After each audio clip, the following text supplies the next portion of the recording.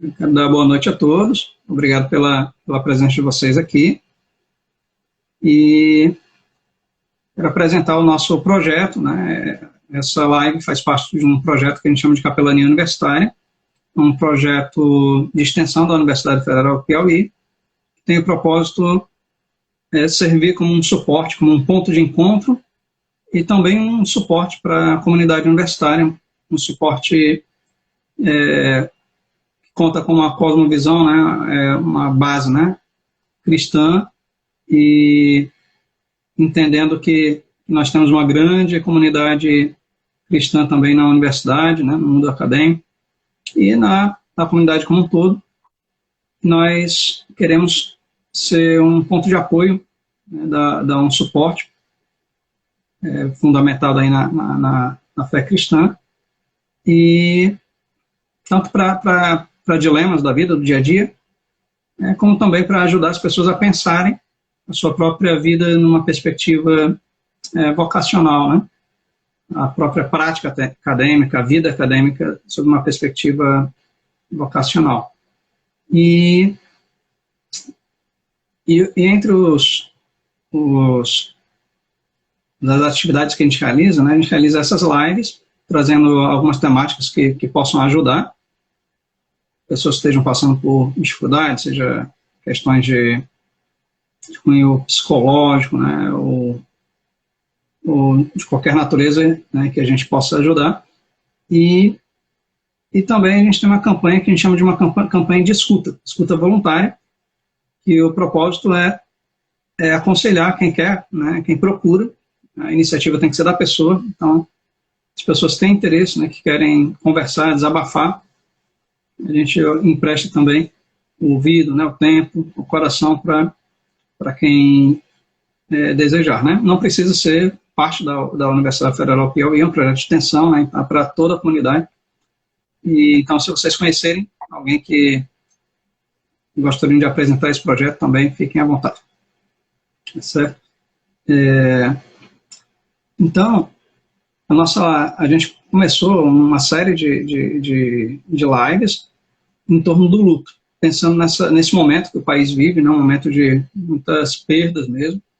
Eu venho dizendo que é um momento de muitas perdas e perdas muito preciosas, né?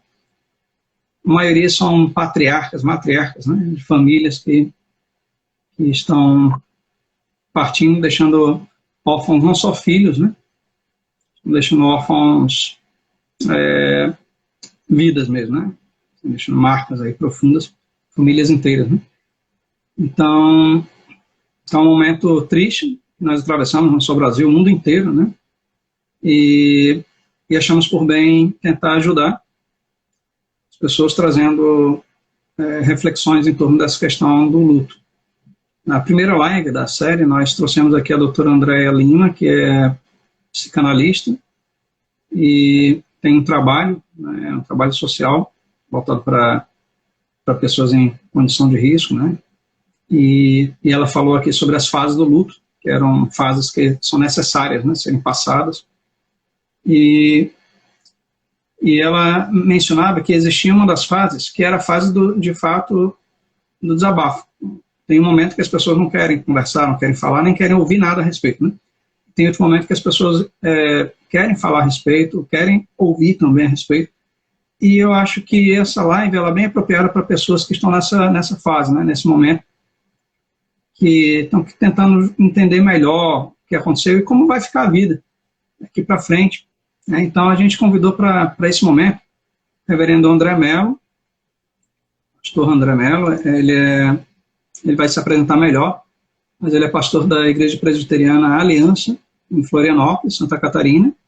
Ele é jornalista, escritor, ele é um dos líderes da Associação Brasileira de Cristãos na Ciência, lá de Florianópolis, membro da Academia Evangélica de Letras, né, é escritor, né, ele escreve para o Coletivo Bereia também. Ele vai falar um pouquinho mais também dos projetos que ele realiza lá em Florianópolis, né, a nível de Brasil, inclusive, também, né, para se apresentar melhor, certo? E aí eu vou já passar a palavra para ele se apresentar, e quem quiser perguntar alguma coisa também pode ficar à vontade, certo? Então, pastor André, fica à vontade. Também. Bom, sejam todos e todas bem-vindos, bem-vindas, benditos, benditas, em nome do Senhor. Eu estou aqui pela primeira vez fazendo essa interação aqui pelo Instagram, né? A gente tem aí alguma experiência com Google Meeting, com Zoom, com Facebook, mas essa experiência aqui é nova. Estou até aqui aprendendo aqui o enquadramento, a resposta. Não sei como está saindo a voz, né? Eu não sei se ela sai se eu botar aqui no computador também, mas eu estou pelo celular aqui com vocês, porque nós fizemos um teste ontem pelo computador e não funcionou, porque a ferramenta ela é toda preparada para o dispositivo eletrônico, o smartphone. Mas, em primeiro lugar, eu queria dizer que nós optamos aqui por fazer um bate-papo, uma conversa. Nós preferimos aqui, o pessoal da capelania estava me falando a respeito de como fazer esse movimento aqui, e aí eu disse, olha, o ideal é que a gente faça uma conversa, porque não é nosso objetivo aqui fazer uma palestra, mas a gente conversar sobre o luto, conversar sobre as emoções. Para quem quiser uma referência em termos de texto, aí eu vou usar um Salmo 142, e nós vamos fazer uma referência a um livro. Que emoção! Georges Didi Rubman, aqui no Brasil, pela editora 34. E aí a gente vai falar um pouquinho sobre emoção, moção, comoção e transformação. E como até a gente pode fazer essa relação entre as emoções e algo que precisa ser trabalhado também desse ponto de vista espiritual. Mas eu preferi não fazer o formato de palestra, até porque a gente tem visto aí muitas lives, muitas palestras, muitas conferências, e de certa forma as pessoas, além de estarem saturadas com seus lutos, elas também estão aí lutando com toda essa infodemia, né? Tem a pandemia e tem a infodemia, em que há também uma pandemia de informações, de lives, de conferências para tudo quanto é lado. Eu não sei como é que vocês estão vivendo, mas eu aqui saio de uma, entro no outro, às vezes as pessoas chamam para duas, eu digo, olha, não tenho ainda o dom da ubiquidade, não consigo estar em dois lugares ao mesmo tempo, e Deus não nos deu essa oportunidade. Mas eu queria compartilhar com vocês essa primeira provocação. O violão é por conta do Salmo 142, os salmos eram cantados, e as canções, os salmos, eles lidam com essa parte espiritual do nosso emocional. Tem gente que tenta separar as coisas, mas emoção, espírito, mente, eles não estão separados, eles não sobrevivem separados. Nós somos um todo, a gente sabe disso, mas nós precisamos reafirmar isso. Como não estou me ouvindo, eu não sei como é que vocês estão me ouvindo, então peço que vocês me digam aí como é que está.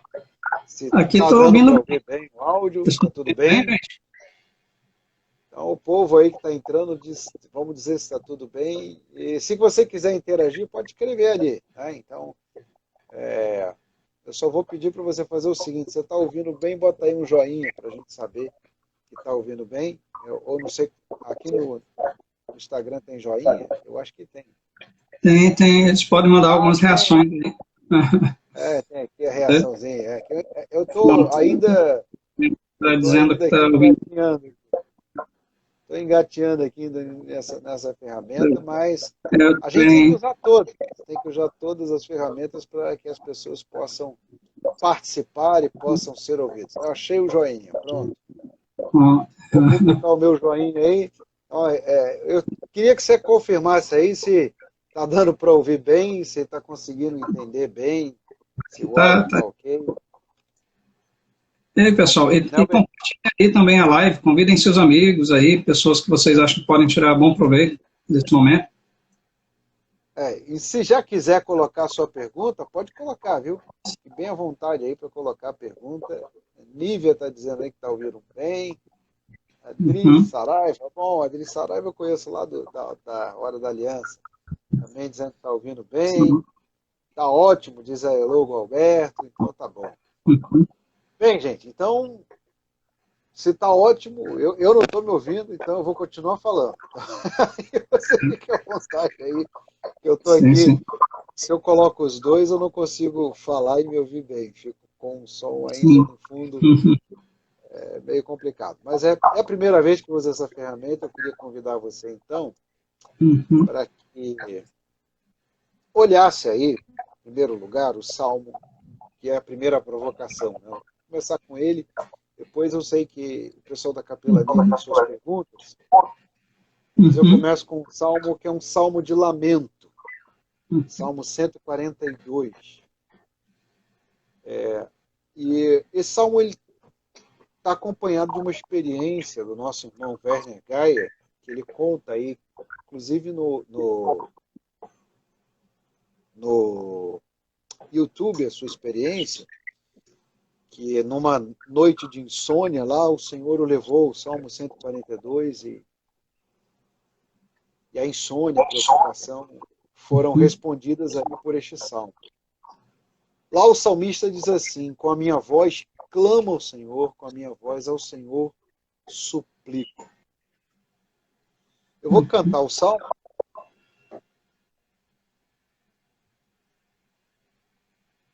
Por isso a gente tem aqui o violão. Se você quiser acompanhar a letra, é o hino 380 do Inário para o Culto Cristão.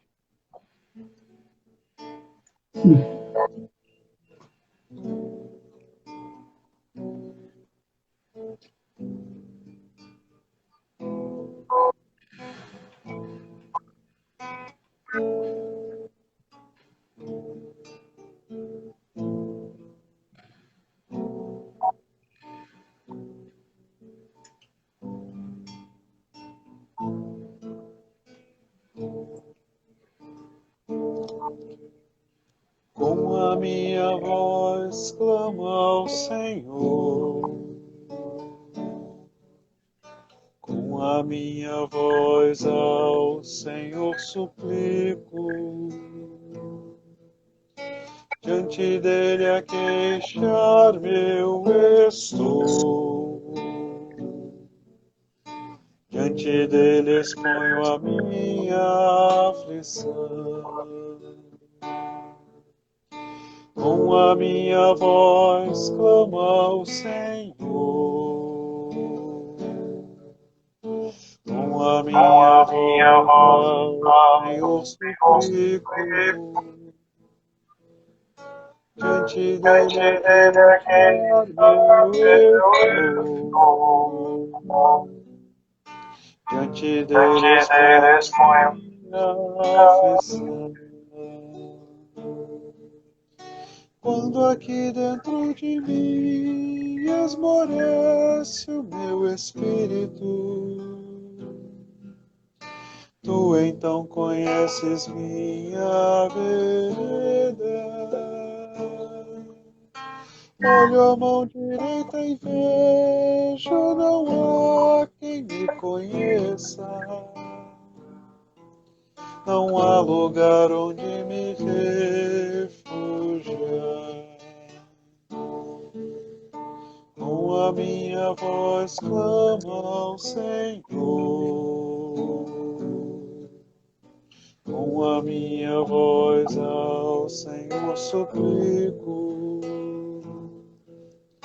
diante dele a queixar-me eu estou,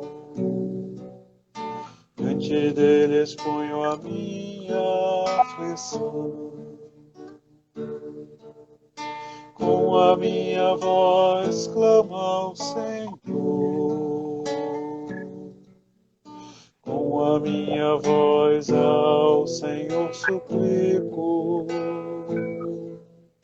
diante dele a queixar-me eu estou, diante dele exponho a minha aflição. Essa primeira estrofe desse salmo, desse cântico, é uma primeira coisa para a gente pensar.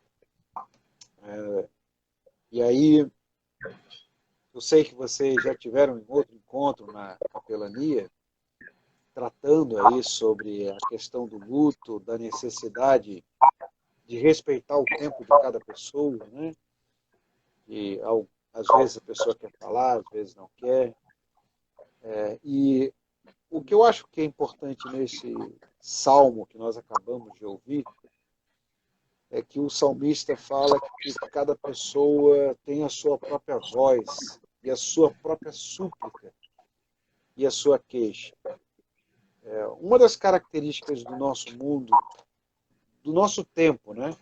Isso vale até para as igrejas, é que as pessoas têm dificuldade de lidar com a dor e com as dificuldades do outro. E até mesmo tem dificuldade de entender que a voz do outro e a maneira do outro se queixar não é igual à minha ou à sua. A nossa tendência é que a gente diga para as pessoas como elas devem fazer isso. Ou que a gente esteja dizendo, eu no lugar do fulano faria isso, faria aquilo, mas a primeira coisa importante nessa visão espiritual no luto é que cada um tem a sua voz, tem a sua própria súplica, tem a sua própria queixa, tem a sua própria forma de falar. Então, o texto aqui fala de algo muito pessoal. Eu vi ali o Rony perguntando sobre como dar apoio a alguém que está no luto. Pessoalmente não perdi ninguém ainda, mas muitas pessoas próximas estão perdendo. E aí, a primeira coisa importante, Rony, é que a gente precisa ouvir. Saber ouvir, cada um com a sua própria voz, com a sua própria queixa, com a sua própria aflição. Porque, às vezes, as pessoas querem direcionar isso. Não, olha, você tem que fazer isso, você tem que fazer aquilo. Nós até construímos, com o tempo, rituais que se tornam parâmetros. E o ritual também ele não preenche isso, embora ele seja importante. O rito funerário, ele tem o seu lugar. Aí todos os grupos religiosos têm as suas formas litúrgicas de rito, de como enfrentar isso. Embora o rito tenha esse papel, ele ainda assim ele é uma tentativa de padronizar o clamor e o luto. Eu lembrei, pastor, aqui. Falando de algo pessoal. Eu estava lembrando aqui de Jó, né? Jó com seus amigos, né? Os amigos de Jó eram bem intencionados, mas eles estavam fazendo mais ou menos isso, né? Tentando criar uma... Os amigos de Jó tentam chegar lá e dizer assim, olha, o que você está fazendo? Você deve fazer isso, fazer aquilo. Mas não é só o Jó, os amigos. A própria mulher dele está dizendo isso para ele. Olha, por que você não fala logo lá? Maldiçoa Deus e morre, dá um fim logo nisso. E aí falta a nossa empatia. Empatia, né? Empatia, né? Eu não sei se é só empatia, né? Além da empatia, eu acho que tem uma coisa mais complicada do que empatia, que é o fato de nós respeitarmos a queixa, a aflição e a voz do outro. Eu escolhi esse salmo de propósito que ele fala da sua própria voz, da minha voz eu clamo ao Senhor. Então, assim, a ideia de que Deus escuta a voz de cada um, que escuta a oração de cada um, do jeito que cada um é algo desafiador para nós.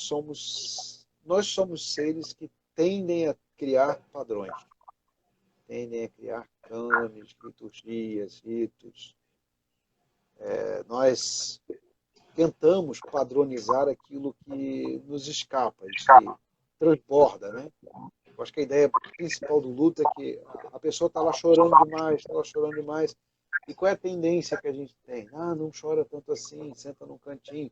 Ou então a pessoa não chorou, ela está sofrendo, e aí você também quer que ela chore. E aí o que acontece? Eu vou compartilhar aqui um pouquinho a minha experiência pastoral. E nessa experiência pastoral tem muita coisa. Tem um período que a gente ajudou lá na capelania do INCA, do Rio de Janeiro, tem um período que a gente esteve também acompanhando pastoralmente aí outros momentos. Aqui, nesse tempo presente de pandemia, a gente já acompanhou 34 movimentos semelhantes a esse, de momento fúnebre, e algumas pessoas vão se derramar em lágrimas, vão chorar, vão colocar questões, vão gritar diante de Deus. Outras vão gritar silenciosamente, como Ana, ela diante do Senhor, queixando-se porque não tinha filhos. O texto bíblico está cheio desse caleidoscópico de lamentos, de clamores, e eles não são padronizados. Mas tem gente que, por exemplo, só vai conseguir realizar isso, às vezes, um ano depois. Então, por exemplo, no dia do sepultamento, a pessoa está lá firme, forte, ela parece estar se realizando bem. Chega um ano depois, no aniversário da pessoa, ou no seu próprio aniversário, no momento que a pessoa se dá conta de alguma cadeira vazia, que ela vai sentir o luto, vai sentir a dor. E aí a primeira coisa que a gente precisa aprender a respeitar é que cada um tem a sua própria voz. Eu acho que aqui é bem interessante perceber que, por exemplo, nessa trajetória aí de capelania ou mesmo de acompanhamento de luto, tem muita literatura. Né? E muita gente pega, por exemplo, aquelas frases da Elizabeth Kubler-Ross, lá sobre morte e morrer, as fases do luto, coloca. Outros estabelecem aí parâmetros de como botar o luto para fora, mas eu queria pedir a quem está nos acompanhando e também compartilhar com vocês essa primeira experiência, que cada um tem a sua própria forma, tem o seu próprio modo de experimentar isso. Para alguns, surpreendentemente, isso não vai ser imediato, para outros vai ser um desespero descabelado. E aí uma resposta importante ali para o nosso irmão One é que a gente precisa simplesmente estar disposto a ouvir. E ouvir a queixa, ouvir a dor, ouvir o clamor de cada um. Não, a Elo Galberto, cada um tem o seu tempo. Não só porque cada um tem o seu tempo. A gente precisa, além de eu entender que cada um tem o seu tempo, cada um tem sua voz. Então, assim, o que significa essa questão da voz e da emoção? É que cada um tem a sua própria emoção mesmo. As pessoas têm a sua própria forma de ser. Então, vou dar um exemplo aqui, né? Nós temos aí usos diferentes das redes sociais. Tem uns que se expõem mais, outros se expõem menos, mas é a mesma rede social. Tem uns que botam foto, tem uns que gostam mais do Instagram, outros gostam mais do Facebook. Eu estou dando um exemplo menor, mas eu diria que, por exemplo, quando você está lidando com crianças criadas pelo mesmo pai, mesma mãe, na mesma casa, elas vão ter vozes e jeitos diferentes de expressar a mesma sensação, a mesma emoção. Então, assim, a emoção ela faz parte da nossa identidade, da nossa voz. E nós temos uma dificuldade incrível de lidar com isso, porque nós temos dificuldade de lidar com a própria imensidão, da multiplicidade das formas da graça de Deus ou a diversidade de toda a espécie humana. Então, por exemplo, quando nós olhamos aquelas pessoas que choram, que gritam, né? Tem gente que se assusta com isso, tem outros que dizem, é assim mesmo, tem que ser. Tem outros que se assustam com as pessoas que ficam silenciosas demais. Mas cada um tem a sua própria forma de clamar, e o texto fala de a gente ouvir a voz de cada um. Então, a primeira dica para o Rony, para a Elo, é assim, a gente ouvir cada um com a sua própria voz. Deixar a pessoa falar, ou deixar a pessoa não falar, sentar do lado de alguém em silêncio, pode ser tão confortante quanto querer arrancar alguma coisa da pessoa. E eu tenho a impressão que nós precisamos aprender, em primeiro lugar, já que a gente está falando aqui da experiência espiritual, é que a Bíblia usa essa forma, né? Essa multiforme graça de Deus. Entender que é multiforme é que é muito difícil para a gente. Mas a gente precisa entender isso.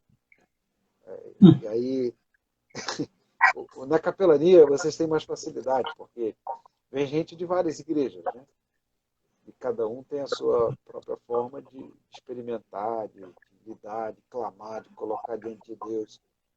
Tem uns que são mais quietos mesmo, que vão dobrar o joelho e vão chorar em silêncio diante de Deus.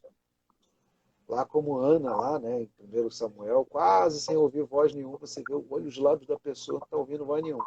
Tem outros que vão se jogar no chão, vão gritar, vão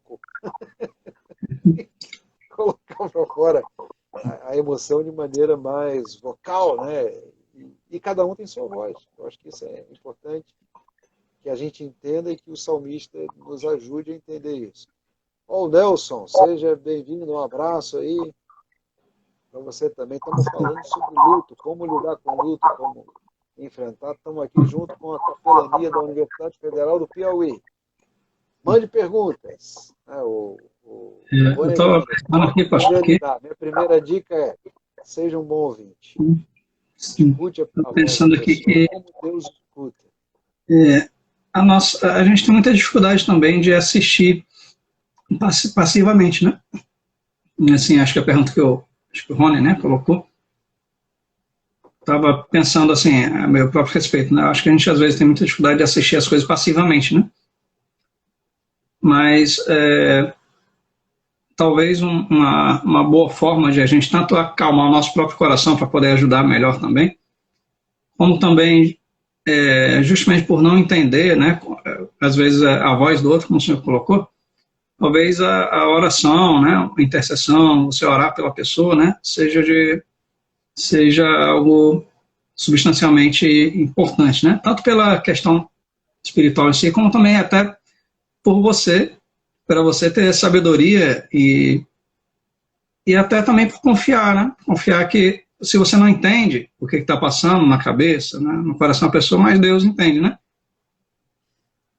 Entendi o que você está dizendo, mas deixa eu contar para você uma experiência que já virou até uma anedota, né, entre pastores, né? O irmão foi lá orar por alguém, orou, e aí depois o doente chama a esposa e diz assim, vai lá, chama outro pastor para fazer outra oração.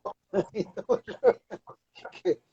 essa anedota, que às vezes é clara,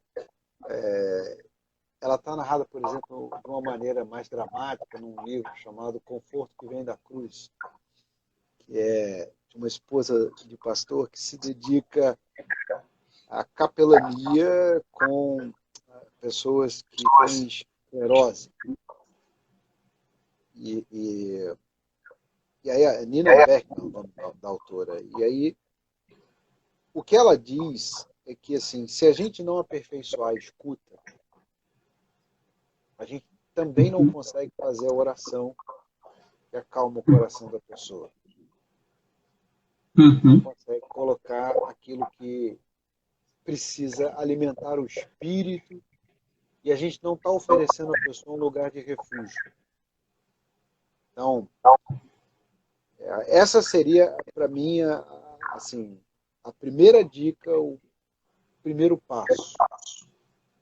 a gente tem que ouvir a pessoa. Uhum. E ouvir o clamor da pessoa e entender o jeito dela. Porque, por exemplo, às vezes,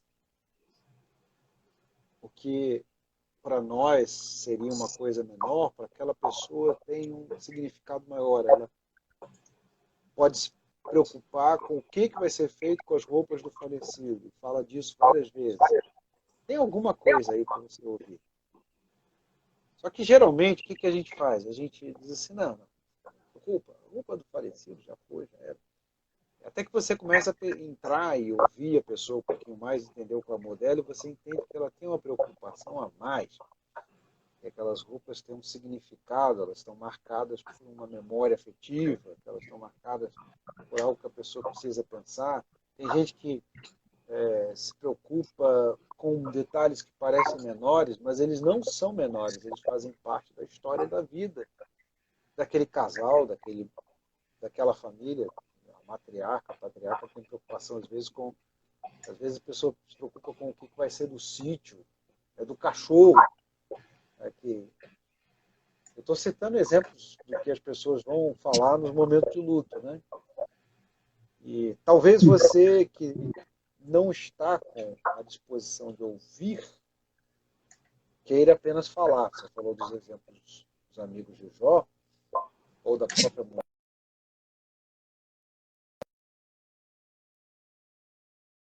E não deixa a pessoa falar.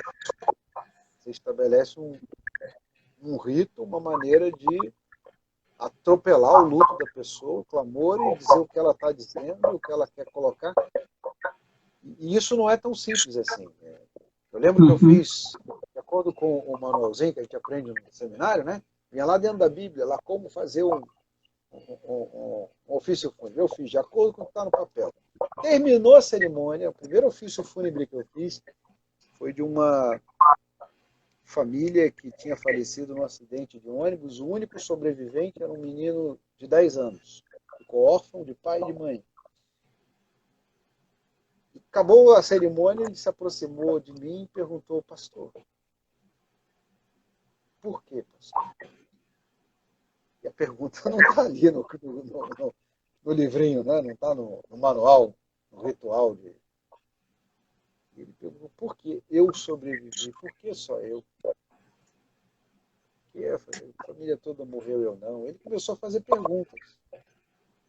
Então, eu gostaria que, em primeiro lugar, em primeiro lugar, o que a gente precisa fazer? A gente precisa desenvolver canais de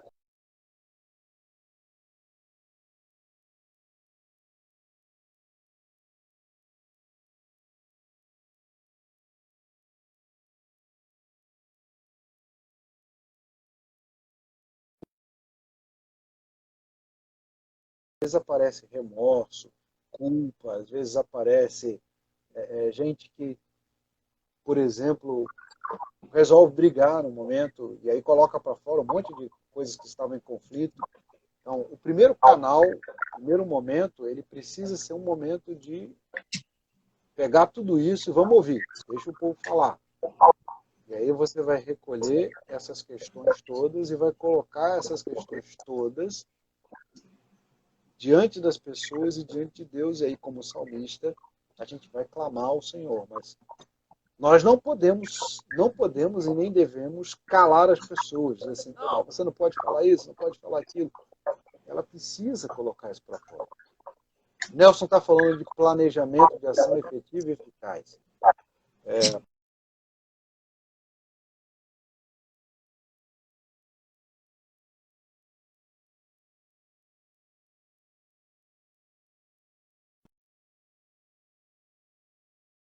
O pessoal da capelania está falando aí de Eclesiastes, né?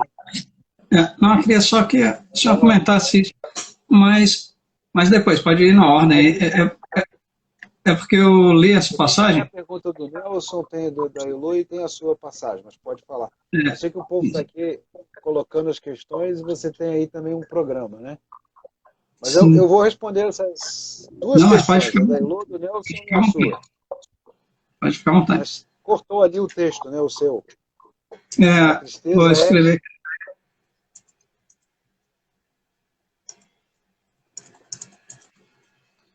Pode ir comentando, que eu vou... Posso ir comentando enquanto você escreve? Sim, sim. Sim, sim. Então, vamos lá. Primeiro, começar pelo Nelson ali. Que é bem prático, efetivo, eficaz. No aconselhamento cristão e no acompanhamento do luto, a gente precisa, além de desenvolver uma escuta, nós precisamos prestar atenção naquilo que a pessoa está colocando como necessidade. Até para que a gente não tenha uma proposta que não seja aquilo que a pessoa precisa. Vou tentar resumir isso de outro jeito. Nós podemos estar tentando responder perguntas que ninguém está fazendo e as pessoas deixam de ter suas respostas atendidas. Então, vou dar 3 exemplos práticos para tentar guiar talvez aí o Nelson e outros irmãos. Muitas vezes, no sepultamento, eu simplesmente me aproximava da pessoa e perguntava: do que é que você precisa? E algumas vezes a pessoa dizia: não preciso de nada, só de oração. Outras vezes a pessoa dizia: pastor, a minha avó, meu sobrinho, meu primo lá, ou mesmo uma determinada criança, eu estou preocupado com eles ficaram sozinhos, não comeram. Não. É que, na verdade, a pessoa está ali no momento do luto, da dor, ela precisa dar conta de vários problemas ao mesmo tempo. Então, ouvir a pessoa e atender a necessidade dela é fundamental, mas também é fundamental que a gente esteja preparado para que essa ação efetiva ela seja pontual em alguns casos e ela vai precisar ser continuada em outros. Por exemplo, no segundo exemplo que eu vou dar aqui, era necessário que alguém desse conta da questão documental, ou seja, tratar das questões de previdência mesmo, tratar de indicar alguém confiável para poder ouvir, para poder entrar na justiça. E aí, muitas vezes a igreja ela tem uma realidade plural e ela pode sentar e se organizar para fazer um trabalho de capelania para os enlutados nesta hora.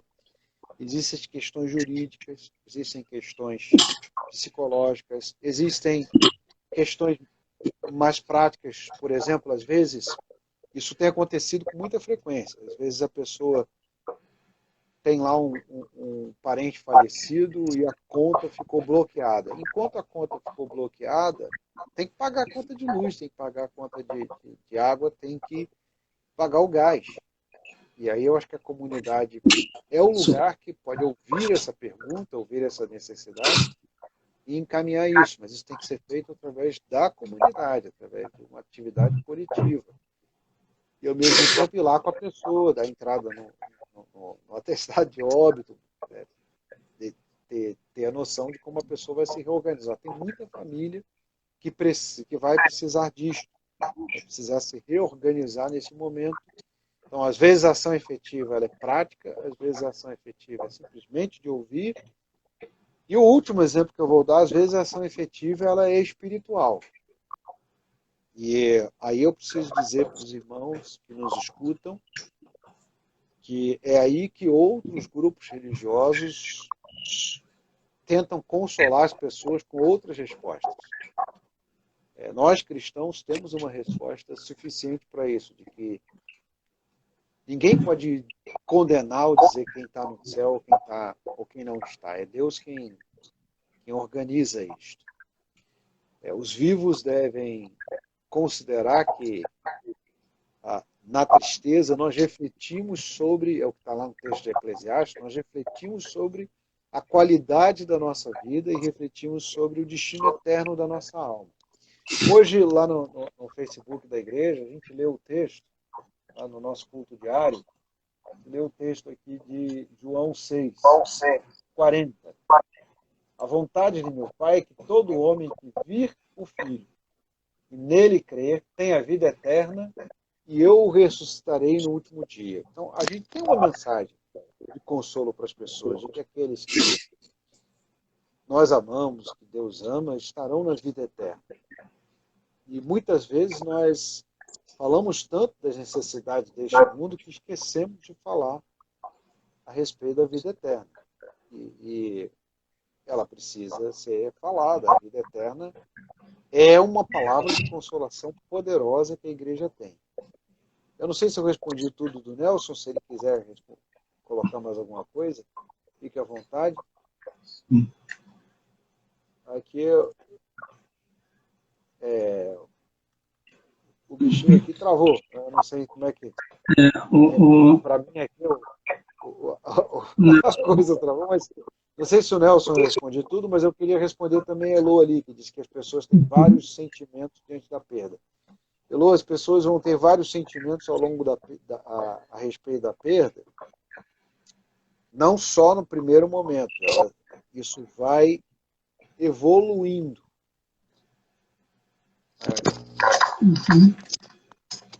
E às vezes esse sentimento vai e volta. Então, assim como a voz não é única, o luto também não é padrão, tá? Então, o que acontece? Em alguns momentos a pessoa vai ter um sentimento muito grande de remorso, de dor. Outras vezes ela vai ter raiva.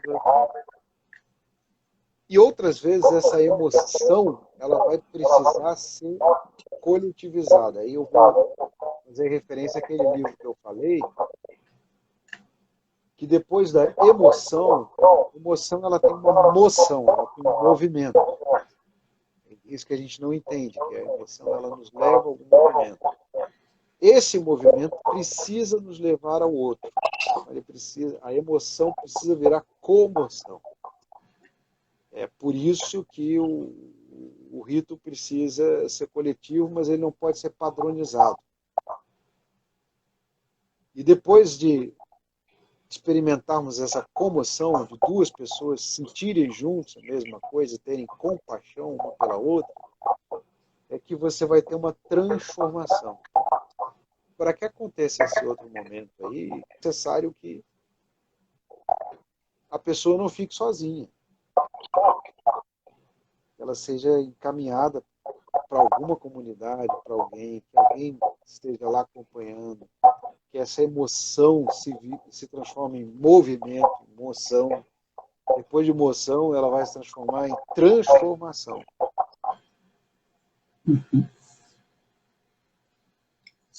Bom, eu acho que respondi alguma coisa. O Nelson já respondeu para mim.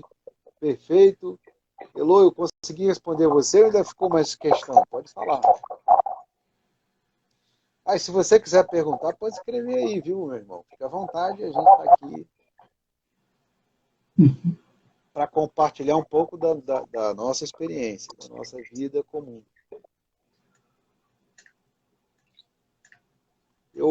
Só pode ir perguntando, podem colocar aí no chat alguma coisa. E tem uma abazinha aí de perguntas também, se você quiser usar, né? Talvez seja mais fácil para a gente encontrar as perguntas, onde tem uma interrogaçãozinha. Talvez seja mais fácil a gente encontrar as perguntas por lá, mas se não der certo, pode colocar aí no chat mesmo. A Elô está agradecendo aí, graças a Deus. Que bom, Elô. Bem, bom, a Elô está dizendo que está ok, está respondido. Deixa eu só, então, caminhar para o próximo passo. Que aí é um desafio aqui para o pessoal da capelania, vai ser um desafio para as igrejas. Eu coloquei esse texto, mas para perguntar para o senhor, né? A gente está falando aqui que no luto existe um potencial de aprendizado, né? A impressão é que é disso que esse texto de Eclesiastes fala aí, né? Mas, ao mesmo tempo, se você lê esse texto de Eclesiastes para alguém que está passando pelo momento do luto, né, pode ser que ele não... Assim, a pessoa vai perguntar, é isso mesmo? Porque olha o que que diz, né? Essa passagem. É melhor uma casa onde há luto do que uma casa onde há, que está em festa, né? Pois a morte é o destino, o povo né? diz isso, o povo diz isso de outro jeito, viu?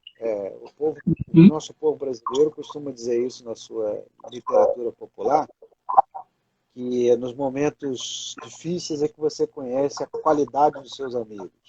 E que nos uhum, momentos de festa, você tem a quantidade deles. Então, no momento que uhum, você está lá na festa, na alegria, está todo mundo contigo, todo mundo acha bonito, todo mundo gosta de ser convidado para um churrasco. Ninguém gosta de ser convidado para um enterro. uhum, Mas é nesses momentos do enterro que você vai ter a capacidade de se aprofundar e que você vai ter a capacidade de aprender também quem são os seus amigos. E aí eu uhum, vou colocar um desafio aqui. A, a igreja cristã, os cristãos mesmo, de qualquer denominação, qualquer igreja, não importa qual seja, precisam abandonar a retórica triunfalista. Precisam abandonar essa ideia de que é tudo vitória, é tudo festa, é tudo alegria. A vida não é assim, Jesus disse que não seria assim. Então, eu até uhum. gostaria de trazer de novo o salmista aqui e dizer assim, eu estou expondo diante de Deus a minha aflição. A Bíblia vai dizer que a aflição e a angústia virão sobre a alma de qualquer homem, Uhum. justo ou injusto. O salmista fala aqui para que o Senhor o livre, para que finalmente ele possa glorificar com os outros. Então, meu, meu movimento agora, eu tenho orado por isso, para que os meus irmãos e irmãs entendam, e essa partilha que estamos fazendo aqui também é para que você seja chamado a ajudar aí na capelania. Procure os irmãos que estão à disposição, seja aí com a capelania da Universidade Federal do Piauí, seja próximo da sua comunidade. Nós vamos ter agora, hoje é quinta-feira, né? Sexta, sábado e domingo, daqui a 3 dias, nós vamos ter o Dia das Mães mais triste da história do tempo recente. Nós temos uma multidão de órfãos sem suas avós, sem suas matriarcas, sem suas mães. E o Dia das Mães nasceu justamente desse movimento. Muita gente esquece, mas eu preciso relembrar aqui a história. A Ana Jarvis, ela é uma cristã que em 1910 mergulhou numa depressão profunda depois da morte da sua mãe. E as amigas que estavam com ela que disseram, olha, vamos fazer uma homenagem para sua mãe. E a partir dessa homenagem para a mãe da Ana Jarvis é que nasceu a ideia de fazer um Dia das Mães. Uma homenagem às mães, em que as igrejas colocavam ali uma rosa branca nas mãos de todos os filhos cujas mães partiram. E essa é a origem do dia, a origem da data. Ela é uma data de luto, que transformou-se depois numa data de festa, de presente, jantar com a família. Mas, novamente, a gente vai ter um Dia das Mães aí com mais de 420 mil mortos no Brasil, mais de 500 mil mortos nos Estados Unidos, e muitas dessas famílias afetadas terão órfãos presentes e terão também mães chorando pelos seus filhos. Então, nós precisamos aprender a responder esse movimento. Como é que a gente vai caminhar com as pessoas nesse tempo de luto? Como é que nós vamos homenagear devidamente essas mães? Como é que nós vamos consolar devidamente esses filhos? Isso nos chama a um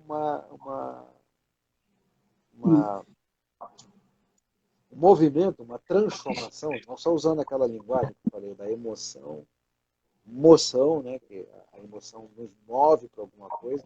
Quem não se emociona não faz nada. Pessoas que ficam, as pessoas que ficam ali olimpicamente achando que nada as afeta, elas nunca vão se mover para lugar nenhum. A emoção ela é uma resposta para o mundo, ela nos move. Então, toda emoção ela gera uma moção, ela gera um movimento e ela vai gerar uma transformação. E a transformação que a gente precisa é a transformação de entender o milagre da vida, a santidade da vida, a dignidade de cada pessoa humana, a valorização de cada mãe, de cada filho. E isso precisa ser feito. E aí a gente vai precisar explodir esse modelo consumista, comercialista, que a própria Ana de Armas criticou no Dia das Mães. Ela disse que não criou o Dia das Mães para dar presente, mas para que as pessoas aprendessem a valorizar suas mães. Para que também as mães aprendessem a valorizar o seu filho. Ou seja, é uma data para valorizar a vida. Depois... Assim, uma forma que a gente pode resumir o que o senhor está falando é que um dos aprendizados do luto é porque você aprende, você reflete, é um momento que você reflete mais sobre a própria vida e sobre o valor das pessoas, né? Isso. Então isso é um aprendizado importante, né? E você é movido para fazer alguma coisa.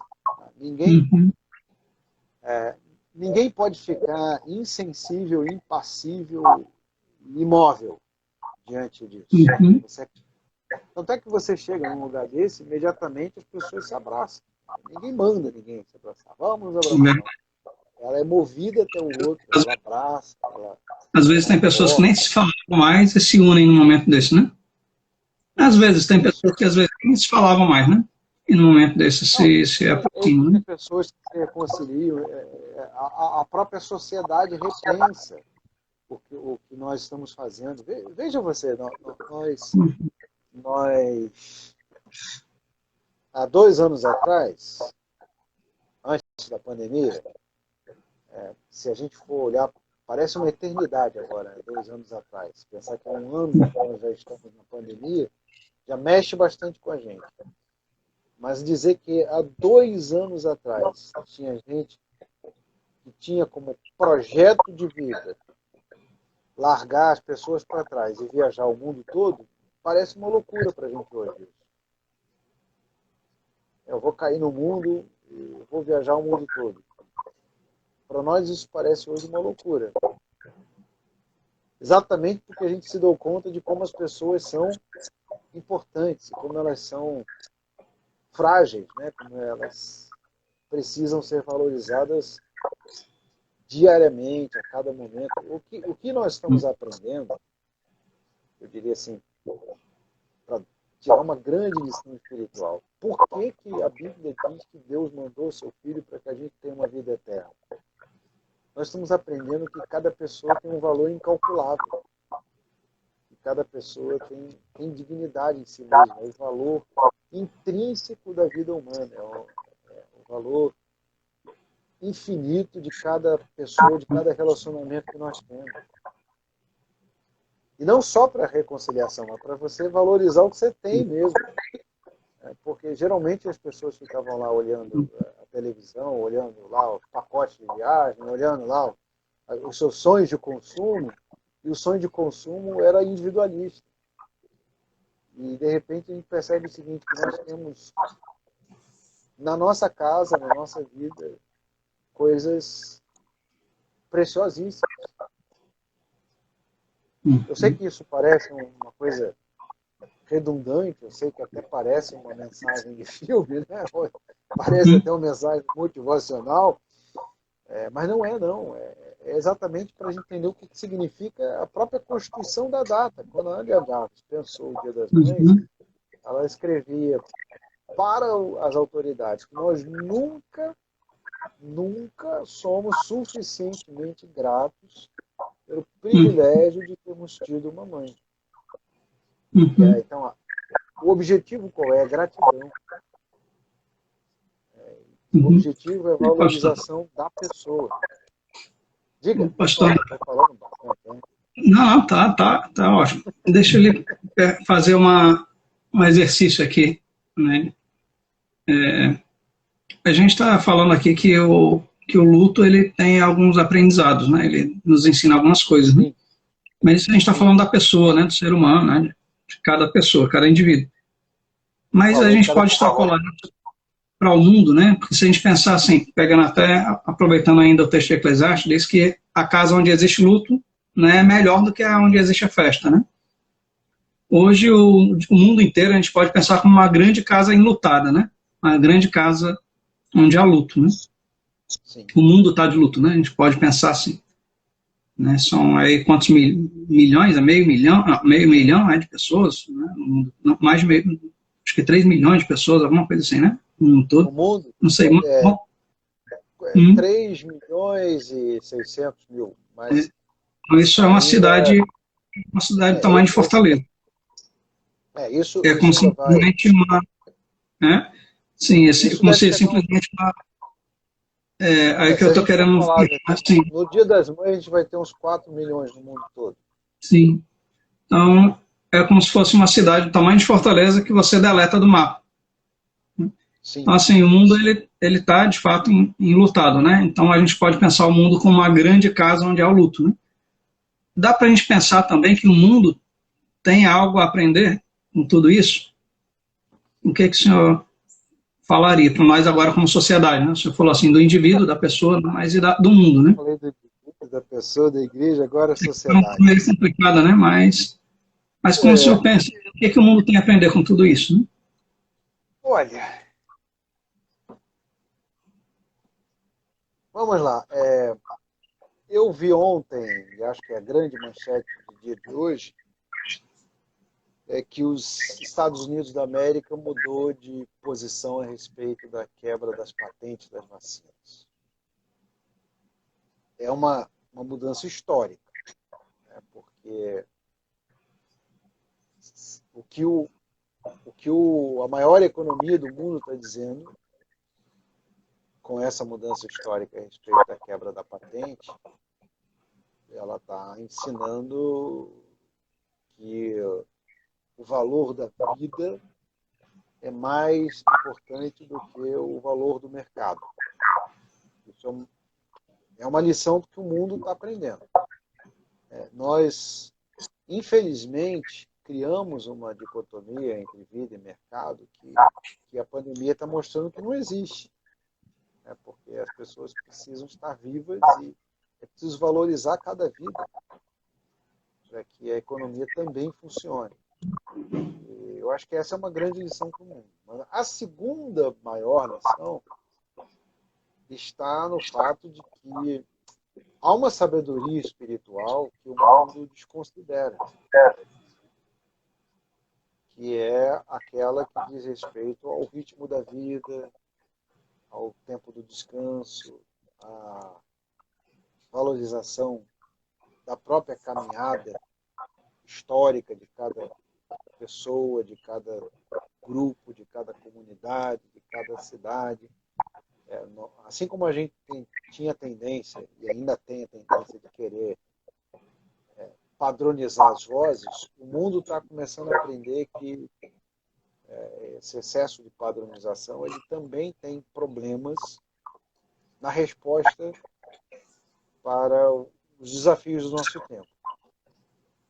Eu acho que essa seria uma lição que a gente encontraria em vários sábios, em vários líderes religiosos, em vários textos, em várias... Está no Eclesiastes, né?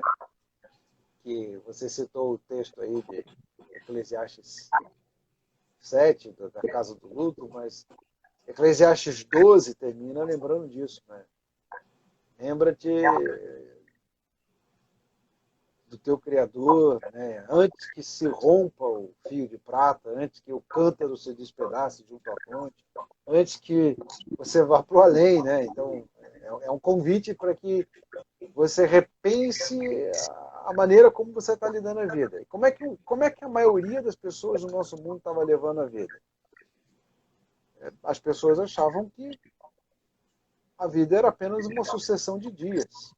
Por isso é que tem gente ainda tentando viver como se a pandemia não existisse. como se não houvesse nem ontem, nem hoje, nem amanhã. Me Então, deve tem gente folga, né? pensando assim, não, Me deve eu folga, né?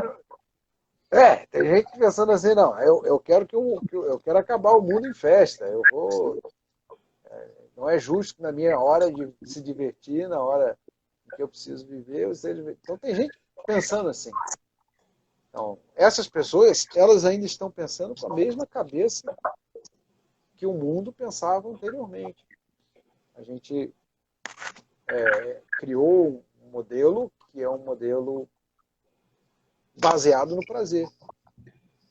E justamente por ser baseado no prazer e baseado fundamentado na oferta desse prazer através de várias formas, é que nós temos pessoas com tanta dificuldade de lidar com a dor, com o sofrimento, porque elas foram educadas para o prazer. Eu tenho direito, eu mereço, eu quero mesmo a minha parte. Uhum. É um negócio esquisito, né? Porque a gente fica perplexo quando descobrimos que existe alguém que doou o seu dinheiro para outra categoria, causa ou pessoa. Mas as pessoas justificam ou justificavam nas suas mentes a pessoa que gastou demais consigo mesmo, que estourou seus limites de crédito, por exemplo.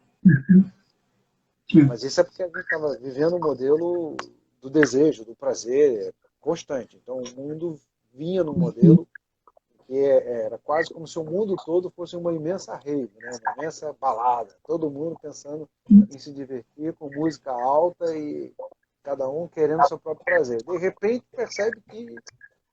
percebe-se, né? Eu Uhum. acho que não é que todos percebem, alguns percebem, a maioria começa a perceber que isso não dá certo, não funciona, né? Não dá É, para é você, não uma, dá para você pensar numa forma de. festa no Uhum. contexto dele. Sim. Era uma forma de pensar muito individualista, né? E agora a gente vê assim que o sofrimento e a dor do outro, mesmo por mais que eu não queira, ele me afeta, né? O sofrimento e a dor do outro, por mais que eu não queira, ele me afeta. Então não tem como Ainda que eu não pensar queira, de eu vou forma participar individualista. dele, né? Uhum. O mundo está descobrindo aquilo que as religiões sempre disseram, que nós precisamos de comunhão, de solidariedade, que nós Uhum. precisamos de envolvimento com o outro, mas eu diria que o problema maior é que a lógica anterior ela não era só individualista, ela era uma lógica individualista e hedonista. Sim. Eu Uhum. não aceito, ou pelo menos o ser humano anteriormente dizia para si mesmo, eu mereço, eu não aceito sofrer. Para usar a cultura popular, o sujeito dizer eu não nasci para trabalho, eu não nasci para sofrer. E isso é um bordão, né? As Uhum. pessoas querem mais que tudo acabe em festa. Ah, mas não vai acabar em festa. Exatamente porque a festa ela não é o fim e ela não é nem o princípio nem o meio. Ela só faria Uhum. sentido se fosse também uma festa solidária. Estou usando aí o seu Sim. texto de referência. A festa Sim. ela não é o lugar da sabedoria. O lugar da Uhum. sabedoria está em percebermos que nós precisamos, mesmo que a gente não entenda por quê, mas nós precisamos ser solidários. Uhum. Precisamos buscar aí as maneiras de atuar. Uhum. E aí, valeu o apelo, né? Procura aí o pessoal da capelania, procura o pessoal Uhum. tá Sim. envolvido com o outro, procura a sua comunidade. A gente tem que procurar, de alguma maneira, se organizar. Uhum.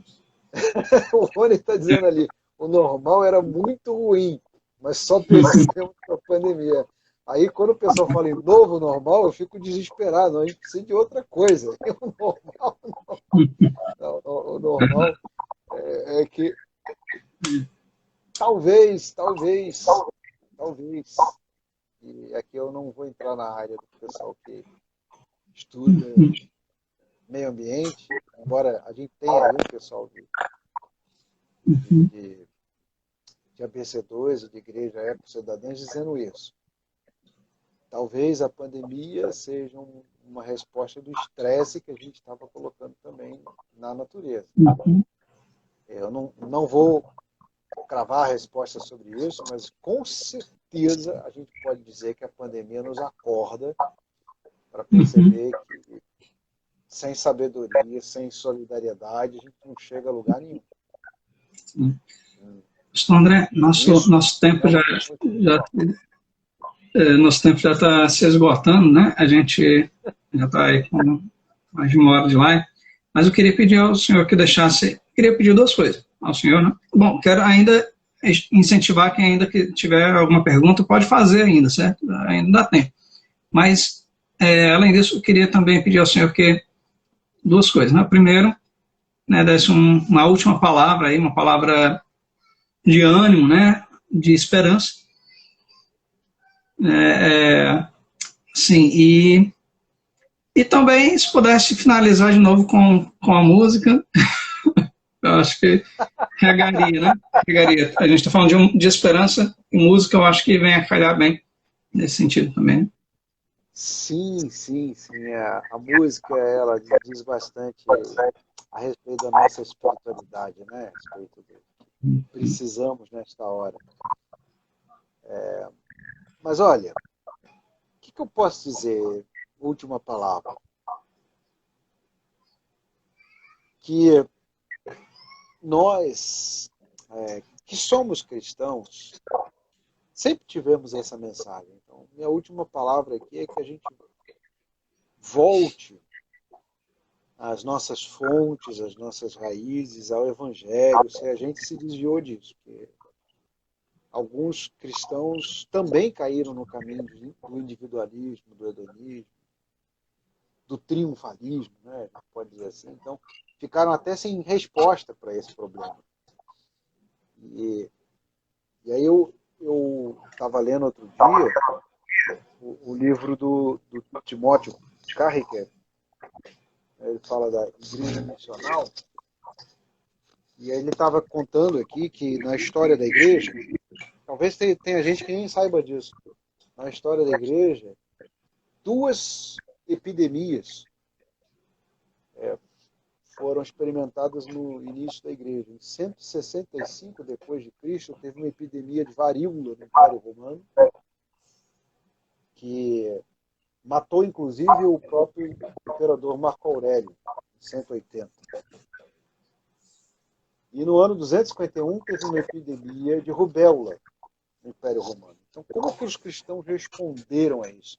Eles responderam com solidariedade, com sabedoria, com oração, mas vá lá ver o texto e você vai ver que em Atos dos Apóstolos, na história da igreja, os cristãos deram-se a si mesmos. Eles cuidaram dos pobres, cuidaram dos doentes, cuidaram dos enlutados. Eles perceberam que, assim como Cristo se deu, a gente também tem um chamado para cuidar do outro. Essa é a última palavra. Assim, cuide de si mesmo e cuide do outro também. Aqui a chave que a gente escuta hoje é cuide de si mesmo. Mas o cuide de si mesmo não basta. Você tem que cuidar de si mesmo e cuidar do outro também. Então, cuidemos uns dos outros, cuide de si mesmo. Essa é a ideia. Essa é a minha última palavra final, que a gente lembre o que a igreja fez. E por último, eu queria aqui, então, trazer uma última canção. Acho que a gente pode terminar aí ainda com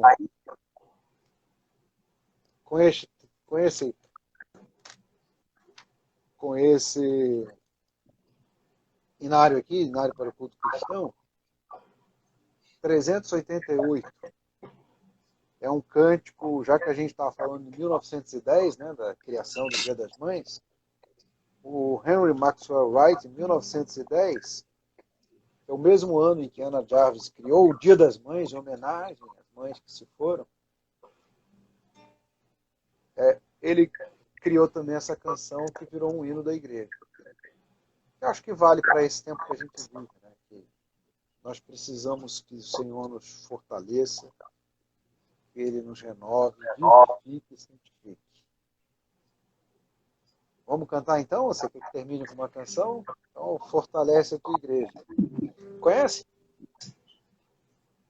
Eu não sei, só depois de começar, talvez eu reconheça. Mas eu não sou bom cantando, então vou só ouvir. É a melodia do País de Gales, hino de Uhum. 1910, do Henry Wright, mesmo ano em que Ana Jarvis criou o Dia das Mães, para lembrar das mães que se foram e agradecer a Deus pelas suas vidas. Fortalece a tua igreja, ó bendito Salvador, dá-lhe tua plena graça, vem renova seu vigor, vivifica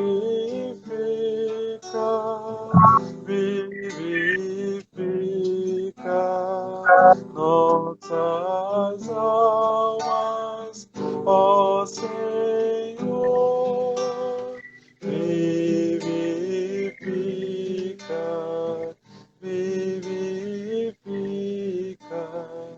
nossas almas, ó Senhor, fortalece a tua igreja, ó bendito Salvador, dá-lhe tua plena graça, vem renova seu vigor, vivifica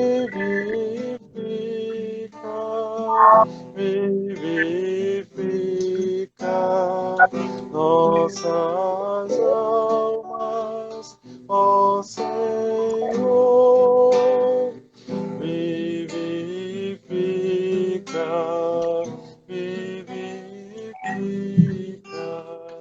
nossas almas, ó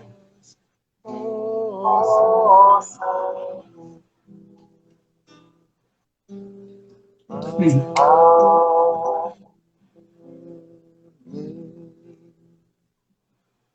Amém. Amém. Esse é um hino que faz praticamente todos os nossos cenários.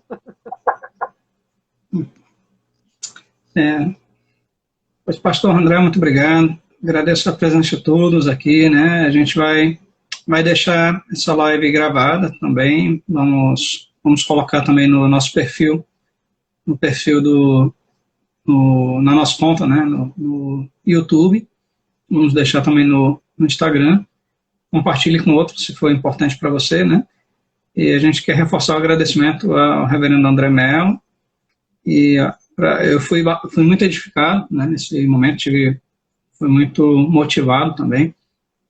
E eu espero que todos vocês tenham também tirado bom proveito e refletido, né, pensado, aprendido com tudo isso, né, e adquirido melhores condições para ver o mundo hoje, né, os acontecimentos do mundo hoje na vida das pessoas à sua volta com outros olhos também, né. Espero que seja assim com todos nós, né. Queria até pedir ao reverendo André Mello também que fizesse uma oração também por todos nós, pelo país, pelo mundo, né, pelas famílias enlutadas aí, e uma oração por sabedoria, né, por aprendizado, né, por amadurecimento. Né. E aqui a gente já vai se despedindo de vocês, né, a gente vai encerrar com essa oração do reverendo André Mello, e já agradecendo a presença de todos. Sigam o nosso canal, divulguem, certo? E sejam solidários, né? Sejam amáveis uns com os outros, com as pessoas à sua volta. Né? Vamos aplicar esses ensinamentos, né? Esse aprendizado. Certo? Obrigado. Fique à vontade, Reverendo. Pai Santo, como seu filho nos rogou, nos colocou diante de Ti. Pedimos que o Senhor nos livre do mal, nos abençoe, nos sustente, nos fortaleça. Vivifica, renova, santifica a Tua igreja, o Teu povo, e também aqueles que o Senhor está chamando, dirigindo, abençoando neste tempo tão difícil que nós vivemos. Desperta-nos, ó Deus, para a Tua sabedoria, para o Teu amor, para a Tua graça, para o Teu caminho. Ensina-nos que o caminho, a trajetória que o mundo inteiro levava não era aquilo que eu desejo. Porque o Senhor enviou o Seu Filho para cuidar de nós, enviou o Seu Espírito para nos transformar e tem nos dirigido neste momento, nessa hora, para que possamos mudando o rumo das nossas vidas. Nós não sabemos como será o fim dessa pandemia, mas nós pedimos, Senhor, que nós sejamos todos transformados, que sejamos renovados, que sejamos vivificados, santificados durante esse tempo e após esse tempo pela Tua presença, pelo Teu poder. Desperta-nos para cuidar de nós mesmos e dos outros e fazermos a Tua santa e eterna vontade. Nós te agradecemos por tudo, em nome de Jesus. A Ele seja toda a honra agora e sempre. Amém. Então, obrigado, Grande André, obrigado a todos. Até a próxima. Até a próxima. Uma oportunidade para mim estar aqui com vocês. Essa foi uma grande alegria. Uma grande alegria, pastor. Muito bom. É a segunda live que eu tenho com o senhor, né? Outra vez foi naquela sobre energia, meio ambiente, alguma coisa assim, né? Lembra? Com o Chuamba, né? Foi com o Chuamba, lá do Rio Grande do Sul, né? Isso. Rio do Sul, Santa Catarina. Rio do Sul, né? Isso. E foi em Santa Catarina, né? Rio do Sul é Santa Catarina, na verdade. Então, estivemos juntos lá naquela live, né, sobre energia, meio ambiente, alguma coisa assim, né? É verdade. Um grande prazer. Então, até a próxima, a gente volta a se falar aí. A gente volta a se falar em breve, espero, e em outra oportunidade a gente vai voltar a convidá-lo, com certeza. Amém. Então, um abraço a todos, gente. Obrigado por terem ficado até agora. Vou finalizando aqui. Abraços. Tchau, tchau.